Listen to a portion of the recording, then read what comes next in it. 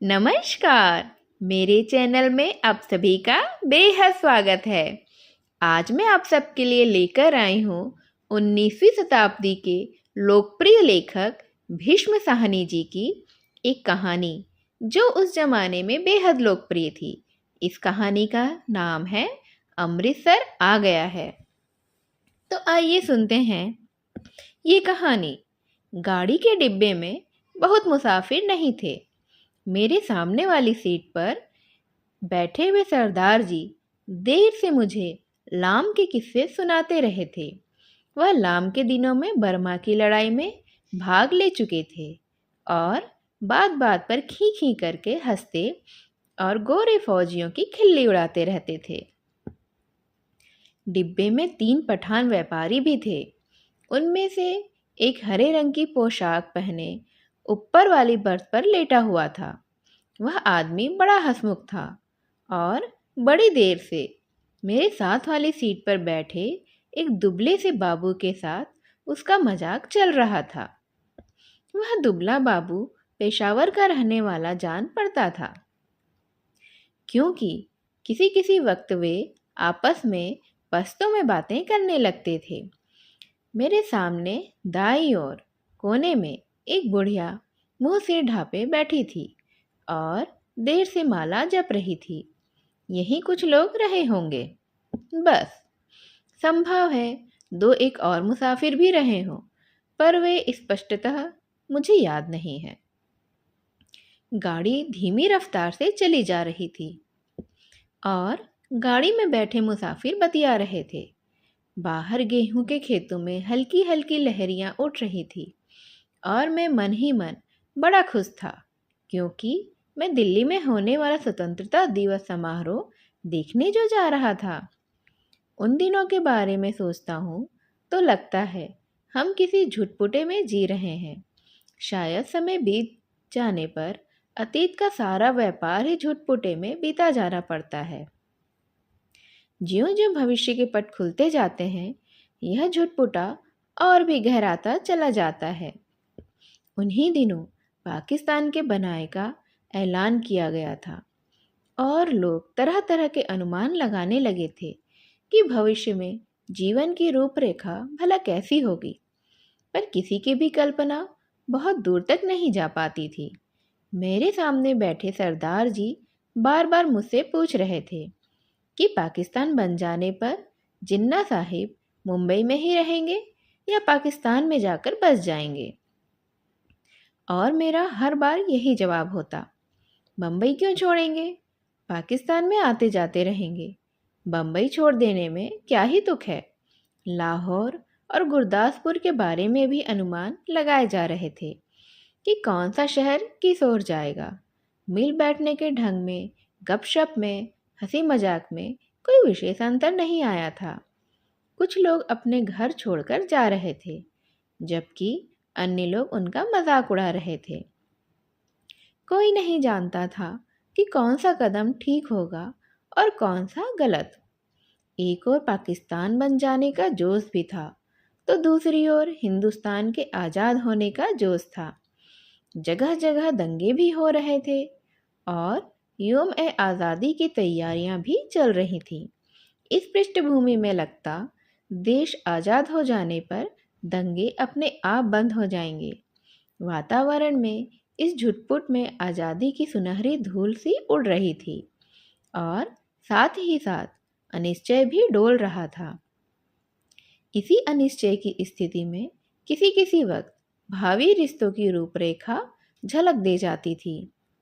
शायद जेहलम का स्टेशन पीछे छूट चुका था जब ऊपर वाली बर्थ पर बैठे पठान ने एक पोटली खोल ली और उसमें से उबला हुआ मांस और नान रोटी के टुकड़े निकाल निकाल कर अपने साथियों को देने लगा।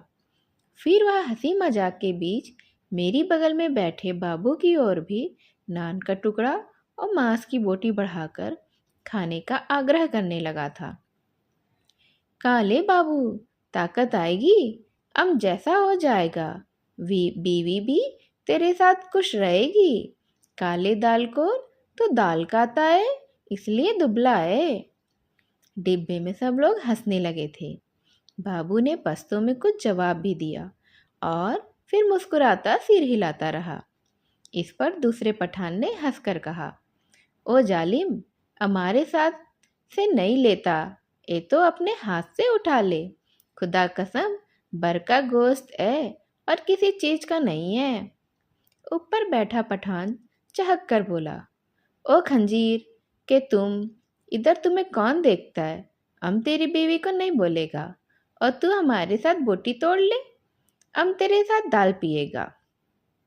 इस पर सबने कहा, पर दुबला पतला बाबू हंसता सिर हिलाता ही रहा और कभी कभी दो शब्द पश्तो में भी कह देता था। ओ कितना बुरा बात है, हम कहता है और तू हमारा मुंह देखता है। सभी पठान मगन थे। यह इसलिए नहीं लेता कि तुमने हाथ नहीं धोए हैं, स्थूलकाय सरदार जी बोले और बोलते ही खीखी खीखी करने लगे। अधलेटी मुद्रा में बैठे सरदार जी की आधी तोंद सीट के नीचे ही लटक रही थी। तुम अभी सोकर उठे हो और उठते ही पोटली खोलकर खाने भी लग गए हो, इसीलिए बाबूजी तुम्हारे हाथ से नहीं लेते हैं। और कोई बात नहीं है। और सरदार जी ने मेरी ओर देखकर आंख मारी और फिर से खीखी खीखी करने लगे। मांस नहीं खाता है? बाबू तो जाओ जनाना डब्बे में बैठो, इधर क्या करता है? फिर से कहा उठा। डब्बे में और भी अनेक मुसाफिर थे, लेकिन पुराने मुसाफिर यही थे जो सफ़र शुरू होने में गाड़ी में बैठे थे। बाकी मुसाफिर उतरते चढ़ते रहते थे। पुराने मुसाफिर होने के नाते उनमें एक तरह की बेतकल्लुफ़ी आ गई थी। ओ इधर आकर बैठो, तुम हमारे साथ बैठो, आओ जालिम, किस्सा खाने की बात करेंगे। तभी किसी स्टेशन पर गाड़ी रुकी थी और नए मुसाफिरों का एक रेला अंदर आ गया था। बहुत से मुसाफिर एक साथ अंदर घुसते चले आए थे। कौन सा स्टेशन है? किसी ने पूछा। वजीराबाद है शायद, मैंने बाहर की ओर देखकर कहा। गाड़ी वहां थोड़ी देर के लिए खड़ी रही, पर छूटने से पहले एक छोटी सी घटना घटी। एक आदमी साथ वाले डिब्बे में से पानी लेने उतरा और नल पर जाकर पानी लोटे में भर रहा था।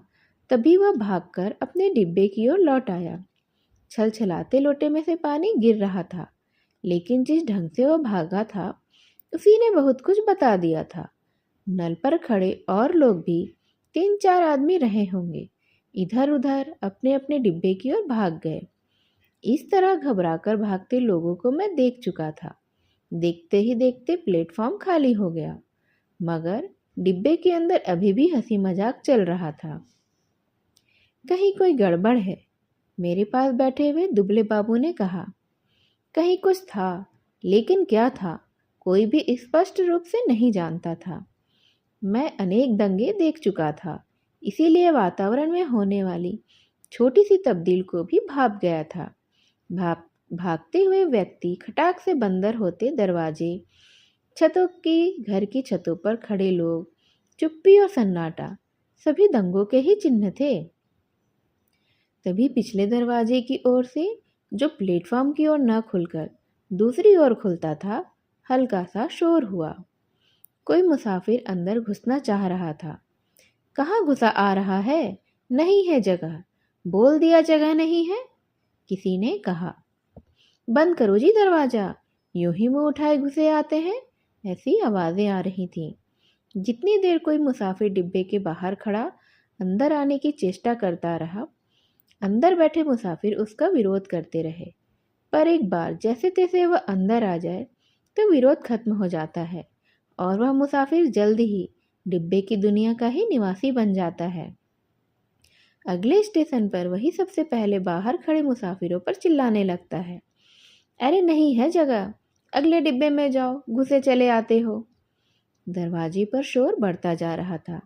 तभी मैले कुचेले कपड़े और लटकाती मूंछों वाला एक आदमी दरवाजे में से अंदर घुसता मुझे दिखाई दिया। चिकट मैले कपड़े, जरूर कहीं हलवाई की दुकान करता होगा। वह लोगों की शिकायतों, आवाज़ों की ओर ध्यान दिए बिना ही दरवाजे की ओर घूमकर बड़ा सा काले रंग का संदूक अंदर की ओर घसीटने लगा।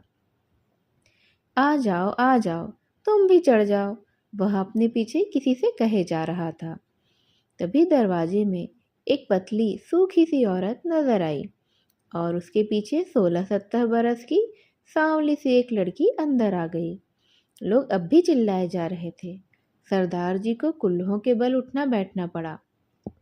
अंदर करो जी दरवाजा, बिना पूछे चढ़े आते हैं, बंद करो तो इसे। अपने बाप का घर समझ रखा है, मत घुसने दो, मत घुसने दो जी, क्या करते हो, धकेल दो पीछे इन्हें। और लोग भी इसी तरह से चिल्ला रहे थे। वह आदमी अपना सामान अंदर घसीटे जा रहा था। उसकी पत्नी और बेटी संडास के दरवाजे के पास लगकर खड़े थे। और कोई डिब्बा नहीं मिला, औरत जात को भी यहाँ उठा लाया है। वह आदमी पसीने से तर था और हाफता हुआ सामान अंदर घसीटे जा रहा था। संदूक के बाद रस्सियों से बंधी खाट की पट्टियां अंदर खींचने लगा। टिकट है तेरे पास? हाँ टिकट है जी मेरे पास, मैं बेटिकट नहीं हूँ। इस पर डिब्बे में बैठे बहुत से लोग चुप हो गए, पर बर्थ पर बैठा पठान उचक कर बोला, निकल निकल जाओ इधर से, देखता नहीं है इधर जगह ही नहीं है। और पठान ने आव देखा ना ताव आगे बढ़कर ऊपर से ही उस मुसाफिर के लात जमा दी। पर लात उस आदमी को लगने की बजाय उसकी पत्नी के कलेजे में लगी और वह वहीं हाय हाय करती बैठ गई। उस आदमी के पास मुसाफिरों के साथ उलझने के लिए वक्त ही नहीं था। वह बराबर अपना सामान अंदर घसीटे जा रहा था, पर डिब्बे में मौन छा गया। खाट की पटरियों के बाद बड़ी बड़ी गठरियां भी आईं। इस पर ऊपर बैठे पठान की सहन क्षमता चुक गई। निकलो इसे, निकालो इसे, कौन है ये? वह चिल्लाया।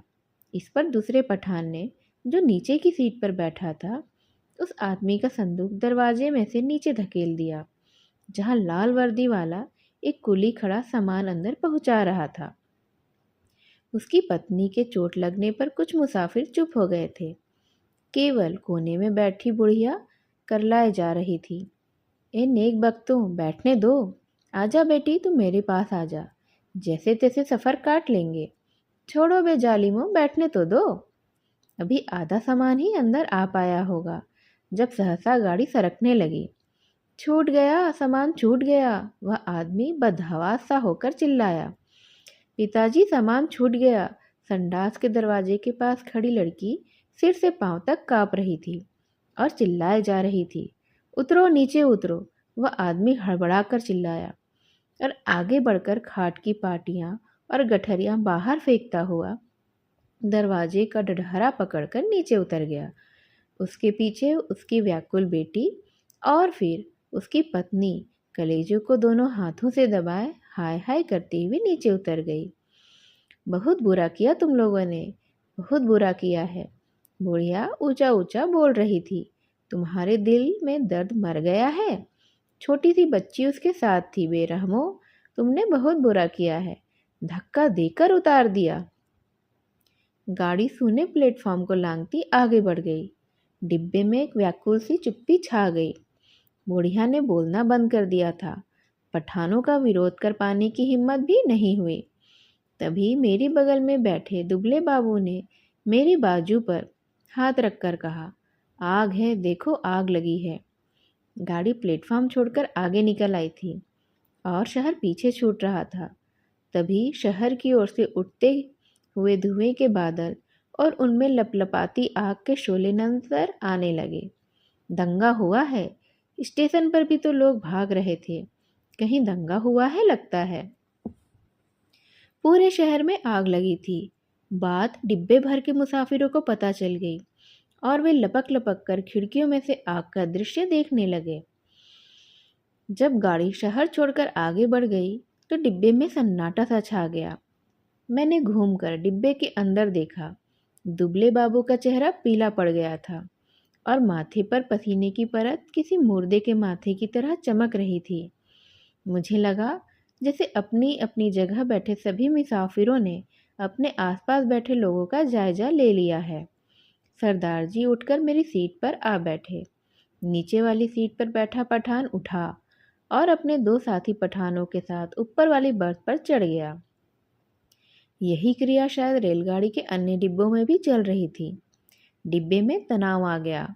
लोगों ने बतियाना बंद कर दिया। तीनों के तीनों पठान ऊपर वाली बर्थ पर एक साथ बैठे चुपचाप नीचे की ओर देखे जा रहे थे।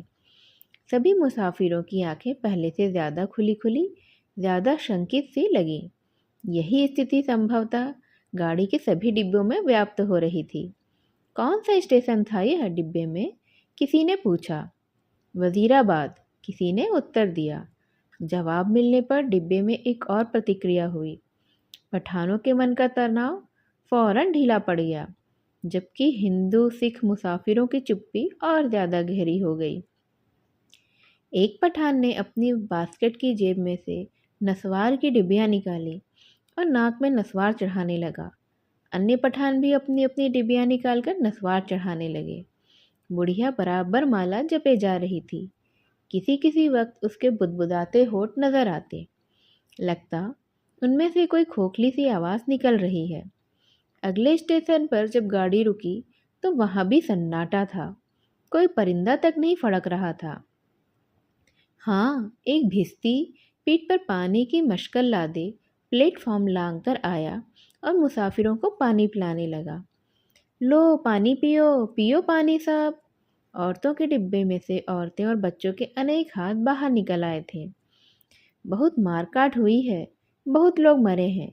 लगता था वह इस मारकाट में अकेला पुण्य कमाने चला आया है। गाड़ी सरकी तो सहसा खिड़कियों के पल्ले चढ़ाए जाने लगे। दूर दूर तक पहियों की गड़गड़ाहट के साथ खिड़कियों के पल्ले चढ़ाने की आवाजें आने लगीं। किसी अज्ञात आशंकावश दुबला बाबू मेरे पास वाली सीट पर से उठा और दो सीटों के बीच फर्श पर लेट गया। उसका चेहरा अब भी मुर्दे जैसा पीला हो रहा था। इस पर बर्थ पर बैठा पठान उसकी ठिठोली करने लगा। ओ बेगैरत, तुम मर्दे की औरत है, सीट पर से उतरकर नीचे लेटता है, तुम मर्द के नाम को बदनाम करता है। वह बोल रहा था और बार बार हंसे जा रहा था। फिर वह उसे पश्तो में भी कुछ कहने लगा। बाबू चुप बना लेटा रहा। अन्य सभी मुसाफिर चुप थे। डिब्बे का वातावरण अत्यंत बोझिल बना हुआ था। ऐसे आदमी को हम डिब्बे में नहीं बैठने देगा। ओ बाबू, अगले स्टेशन पर उतर जाओ और जनाना डिब्बे में बैठो। मगर बाबू की हाजिर जवाबी अपने कंठ में सूख चली थी। हकलाकर चुप हो रहा था। पर थोड़ी देर बाद वह अपने आप उठकर सीट पर जा बैठा और देर तक अपने कपड़ों की धूल झाड़ता रहा। वह क्यों उठकर फर्श पर लेट गया था? शायद उसे डर था कि बाहर से गाड़ी पर पथराव होगा या फिर गोली चलेगी। शायद इसी कारण खिड़कियों के पल्ले चढ़ाए जा रहे थे। कुछ भी कहना कठिन था। मुमकिन है किसी एक मुसाफिर ने किसी कारण से खिड़की का पल्ला चढ़ाया हो और उसकी देखा देखी बिना सोचे समझे धड़ाधड़ खिड़कियों के पल्ले चढ़ाए जाने लगे थे। बोझिल अनिश्चित से वातावरण में सफर कटने लगा। रात भी गहराने लगी थी। डिब्बे के मुसाफिर स्तब्ध और शंकित ज्यों के त्यों बैठे हुए थे। कभी गाड़ी की रफ्तार सहसा टूटकर धीमी पड़ जाती तो लोग एक दूसरे की ओर देखने लगते। कभी रास्ते में ही रुक जाती तो डिब्बे के अंदर का सन्नाटा और भी गहरा हो उठता। केवल पठान निश्चिंत बैठे थे। हाँ, उन्होंने भी बतियाना छोड़ दिया था, क्योंकि उनकी बातचीत में कोई भी शामिल होने वाला ही नहीं था। धीरे धीरे पठान उगने लगे, जबकि अन्य मुसाफिर फटी फटी आंखों से शून्य में देखे जा रहे थे। बुढ़िया मुंह सिर लपेटे टांगे सीट पर चढ़ाए बैठी बैठी ही सो गई थी। ऊपर वाली बर्थ पर एक पठान ने अधलेटे ही कुर्ते की जेब में से काले मनकों की तस्बीह निकाली और उसे धीरे धीरे हाथ में चलाने लगा। खिड़की के बाहर आकाश में चांद निकल आया और चांदनी में बाहर की दुनिया और भी अनिश्चित और भी अधिक रहस्यमय हो उठी थी। किसी किसी वक्त दूर किसी ओर आग के शोले उठते नजर आते। कोई नगर जल रहा था। गाड़ी किसी वक्त चिंगाड़ती हुई आगे बढ़ने लगती, फिर किसी वक्त किसी रफ्तार धीमी पड़ जाती और मीलों तक धीमी रफ्तार में ही चलती रहती। सहसा दुबला बाबू खिड़की में से बाहर देखकर ऊंची आवाज में बोला, हरबंस पूरा निकल गया है। उसकी आवाज में उत्तेजना थी। वह जैसे चीख कर बोला था। डिब्बे के सभी लोग उसकी आवाज़ सुनकर चौंक गए। उसी वक्त डिब्बे के अधिकांश मुसाफिरों ने मानो उसकी आवाज़ को ही सुनकर करवट बदली। ओ बाबू, चिल्लाता क्यों है? तस्बीह वाला पठान चौंक कर बोला। इधर उतरेगा क्या तुम? जंजीर खींच दूं? और फिर से खीखी करके हंस दिया। जाहिर है वह हरबंसपुरा की स्थिति से या उसके नाम से अनभिज्ञ थे। बाबू ने कोई उत्तर नहीं दिया, केवल सिर हिला दिया और एक आध बार पठान की ओर देखकर फिर खिड़की के बाहर झांकने लगा। डिब्बे में फिर से मौन छा गया। तभी इंजन ने सीटी दी और उसकी एक रस रफ्तार टूट गई। थोड़ी ही देर बाद खटाक का शब्द सभी को सुनाई दिया। शायद गाड़ी ने लाइन बदली थी। बाबू ने झांककर उस दिशा में देखा जिस ओर गाड़ी बढ़ी जा रही थी। शहर आ गया है, वह फिर ऊंची आवाज में चिल्लाया। अमृतसर आ गया है, उसने फिर से कहा और उछलकर खड़ा हो गया। ऊपर वाली बर्थ पर लेटे पठान को संबोधित करके चिल्लाया, ओबे पठान के बच्चे, नीचे उतर। तेरी माँ की, नीचे उतर। तेरी उस पठान बनाने वाले की मैं। बाबू चिल्लाने लगा और चीख चीख कर गालियां बकने लगा था। तस्बीह वाले पठान ने करवट बदली और बाबू की ओर देखकर बोला, ओह क्या है बाबू, हमको कुछ बोला? बाबू को तेजी देखकर अन्य मुसाफिर भी उठ बैठे। नीचे उतर, तेरी मैं। हिंदू औरत को लात मारता है हरामजादे। तेरी उस। ओ बाबू बकबक नहीं करो। ओ खंजीर के तोकमा, गाली मत बको। हमने बोल दिया, हम तुम्हारा जबान खींच लेगा। गाली देता है कुत्ते, बाबू चिल्लाया और उछलकर सीट पर चढ़ गया। वह सिर से पांव तक कांप रहा था। बस बस, सरदार जी बोले, यह लड़ने की जगह नहीं है। थोड़ी देर का सफ़र बाकी है और आराम से बैठ जाओ। तेरी मैं लात ना तोड़ूं तो कहना, गाड़ी तेरे बाप की है, बाबू चिल्लाया।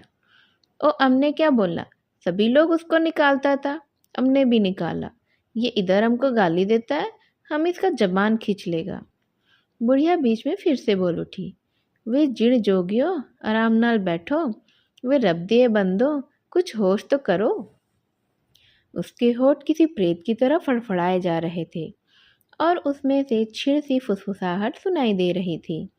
बाबू चिल्लाए जा रहा था, अपने घर में शेर बनता है, अब बोल तेरी में उस पठान बनाने वाले की। तभी गाड़ी अमृतसर के प्लेटफॉर्म पर आ रुकी। प्लेटफॉर्म लोगों से खचाखच भरा था। प्लेटफॉर्म पर खड़े लोग झांक झांक कर डिब्बों के अंदर देखने लगे। बार बार लोग एक ही सवाल पूछ रहे थे, पीछे क्या हुआ, कहाँ पर दंगा हुआ है। खचाखच भरे प्लेटफॉर्म पर शायद इसी बात की चर्चा चल रही थी कि पीछे क्या हुआ है। प्लेटफॉर्म पर खड़े दो तीन खोमचे वालों पर मुसाफिर टूट पड़े थे। सभी को सहसा भूख और प्यास परेशान करने लगी थी। इसी दौरान तीन चार पठान हमारे डिब्बे के बाहर प्रकट हो गए और खिड़की में से झांक झांक कर अंदर देखने लगे। अपने पठान साथियों पर नज़र पड़ते ही वे उनसे पश्तो में कुछ बोलने लगे। मैंने घूमकर देखा, बाबू डिब्बे में नहीं था। न जाने कब वह डिब्बे में से निकल गया था। मेरा माथा ठिनका। गुस्से में वह पागल हुआ जा रहा था, न जाने क्या कर बैठे। पर इस बीच डिब्बों के तीनों पठान अपनी अपनी गठरी उठाकर बाहर निकल गए और अपने पठान साथियों के साथ गाड़ी के अगले डिब्बे की ओर बढ़ गए। जो विभाजन पहले प्रत्येक डिब्बे के भीतर होता रहा था, अब सारी गाड़ी के स्तर पर होने लगा था। खोमचे वालों के इर्द गिर्द भीड़ छटने लगी थी। लोग अपने अपने डिब्बों में लौटने लगे। तभी सहसा एक ओर से मुझे वह बाबू आता दिखाई दिया। उसका चेहरा अभी भी बहुत पीला था और माथे पर बालों की लटें झूल रही थी। नज़दीक पहुंचा तो मैंने देखा, उसने अपने दाएं हाथ में लोहे की एक छड़ उठा रखी थी। जाने वह उसे कहाँ से मिल गई थी। डिब्बे में घुसते समय उसने छड़ को अपने पीठ के पीछे कर लिया और मेरे साथ वाली सीट पर बैठने से पहले उसने हौले से छड़ को सीट के नीचे सरका दिया। सीट पर बैठते ही उसकी आंखें पठान को देख पाने के लिए ऊपर की ओर उठी, पर डिब्बे में पठानों को न पाकर वह हड़बड़ाकर चारों ओर देखने लगा। निकल गए हरामी, कुत्ते साले, सब के सब निकल गए। फिर वह सिटपिटाकर उठ खड़ा हुआ, चिल्ला कर बोला, तुमने उन्हें जाने क्यों दिया? तुम सब नामर्द हो, बुज़दिल कहीं के। पर गाड़ी में भीड़ बहुत थी। बहुत से नए मुसाफिर भी आ गए थे। किसी ने उसकी ओर कोई विशेष ध्यान नहीं दिया। गाड़ी फिर से सरकने लगी तो वह फिर मेरी वाली सीट पर ही आकर बैठ गया। पर वह बड़ा उत्तेजित था और बराबर बड़बड़ाए जा रहा था। धीरे धीरे हिचकोले खाती गाड़ी आगे बढ़ने लगी। डिब्बे में पुराने मुसाफिरों ने भरपेट पूरियां खा ली थी और पानी भी पी लिया था। गाड़ी इस इलाके में आगे बढ़ने लगी थी जहां उनके जान माल को खतरा नहीं था। नए मुसाफिर बतिया रहे थे। धीरे धीरे गाड़ी फिर समतल गति से चलने लगी। कुछ ही देर बाद लोग ऊँघने भी लगे थे, मगर बाबू अभी भी फटी फटी आंखों से सामने की ओर देखे जा रहा था। बार बार मुझसे पूछता कि पठान डिब्बे में से निकलकर किस ओर गए हैं।